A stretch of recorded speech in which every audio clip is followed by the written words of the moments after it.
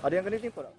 Baca inilah kondisi siko ruko toko kertas yang sudah hancur kena timpo atap warung pempek di Jalan Kapten CC, Kelurahan 24 Ilir.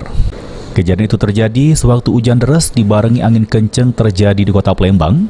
Karena tidak kuat, laju buat atap warung pempek terbang ke toko ruko kertas di sebelahnya. Terus nimpo ruko kertas. Beruntung pada waktu kejadian tidak kate nimbul ke korban. Kejadiannya jam berapa, Pak? Hah? Ini kejadiannya jam berapa? Jam 4.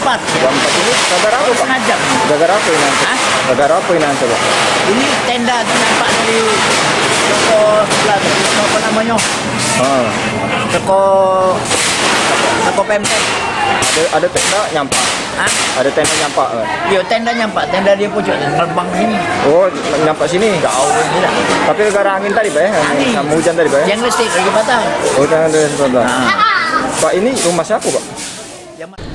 Atas kejadian tersebut, warga nutup jalan di lokasi kejadian, sehingga pengendara motor sama mobil harus milih jalan alternatif. Sementara itu atap yang roboh sehingga nimpo toko ruko kertas dievakuasi oleh warga sekitar. Diperkirakan dari kejadian ini, kerugian yang dialami mencapai ratusan juta rupiah. Abidi Dirwanto, PAL TV.